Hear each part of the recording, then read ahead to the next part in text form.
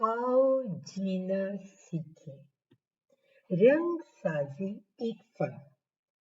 Part 1। Richa एक इंतहाई ज़हीन लोमड़ी थी।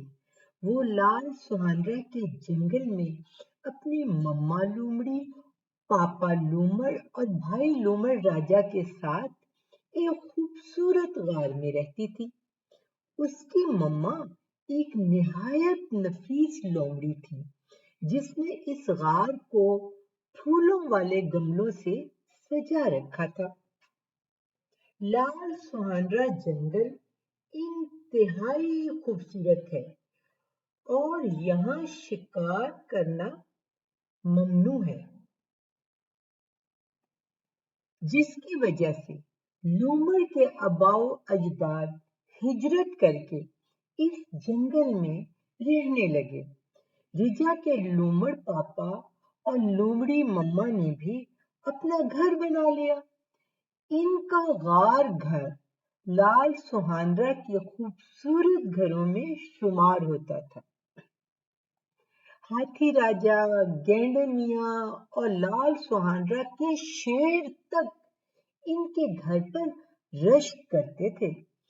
रिचा ने पापा लोमड़ को बताया कि उसने अपने स्कूल में गमला पेंट करना सीखा है।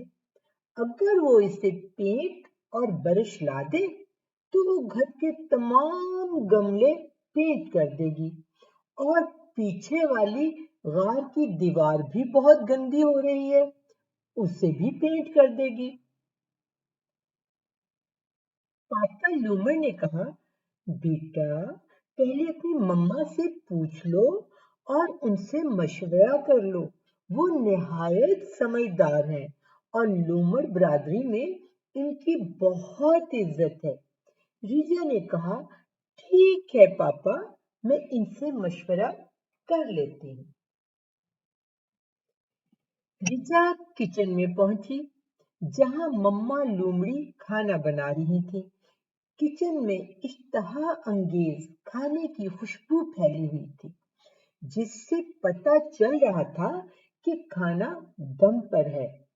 रिचा ने मम्मा का मशवरा मांगा तो उन्होंने कहा कि जब वो सिटिंग रूम में आएंगी तो फिर इस मौजू पर बात होगी। रिचा ने कहा, ठीक है मम्मा, मैं सिटिंग रूम में आपका इंतजार करती हूँ। मम्मा लोमड़ी किचन से फारिग होकर सिटिंग रूम में आई और मामला पूछा।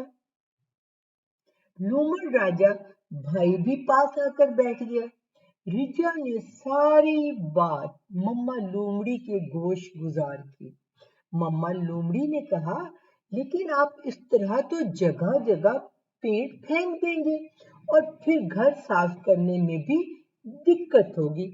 रिचा बहुत ज़हीन लोमड़ी थी। उसने कहा, मम्मा मैंने स्कूल में गमला पेंट में दूसरी पोजीशन ली है और पोजीशन की पहली शर्त ही यह है कि अपना जिस्म और लिबास गंदा किए बगैर इंतहाई नफासत से पेंट करना है। और आपको तो याद होगा कि पॉट पेंटिंग में हिस्सा लेते वक्त मैंने पापा से एप्रन और ग्लव्स भी मंगवाए थे, जो अभी भी मेरे पास पड़े हैं। मम्मा ने कहा, ठीक है, अशिया की फहरिस्त बना दो। रिचा जल्दी जल्दी फहरिस्त बनाने लगी और फहरिस्त बनाकर मम्मा के पास ले आई। मम्मा लोमड़ी ने फहरिस्त पर नजर दौड़ाई और कहा, आपने तो काफी ज्यादा रंग लिख दिए हैं, ये तो घर के बजट से बाहर हो जाएगा। तो एकदम रिचा मायूस होने लगी। तो मम्मा ने कहा, बेटी मायूसी की कोई बात नहीं, आप रंग कम कर दें और मैचिंग रंग रखें। अगर हम सिर्फ 2 रंगों में गमले पेंट करें तो वो भले भी लगेंगे और सिटिंग रूम की रौनक भी बढ़ जाएगी। रिचा ने कहा, वो तो ठीक है, लेकिन स्कूल के गमले मुख्तलिफ रंगों में बहुत जच रहे थे। मम्मा ने कहा, बेटी वो स्कूल के सीन में रखे गए हैं और स्कूल में रंग बिरंगे गमले बहुत अच्छे लगते हैं। लेकिन सिटिंग रूम में इतने रंगों से सिटिंग रूम तो हमारा पहले ही छोटा है और छोटा लगेगा। रिजा समझदार थी, फौरन समझ गई। सिटिंग रूम के लिए उसने काफनी, गुलाबी और सुरमई रंगों का इंतखाब किया जो मम्मा को भी पसंद आया। गार की पिछली दीवार के लिए उसे नीले रंग का कहा तो मम्मा ने कहा, बेटी पिछले दीवार पर सूरज की रोशनी पड़ती है और बहुत से कीड़े मकोड़े और मक्खियां आ जाती हैं, लिहाजा जरूरी है कि ऐसा रंग मुंतखब करें जो इन मसाइल में कमी लाए। रिजा के भाई ने सफेद या लकड़ी रंग की तजवीज दी जो रिजा को भी पसंद आई।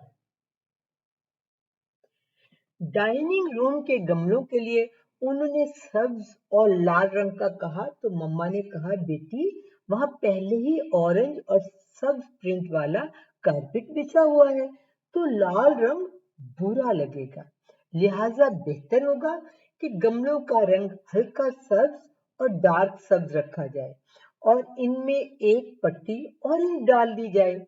रिजा और इसके भाई को मम्मा की बात मुनासिब लगी, लेकिन फिर भी उसने मम्मा से पूछा कि ऑरेंज भी तो आंखों को चुभने वाला रंग है।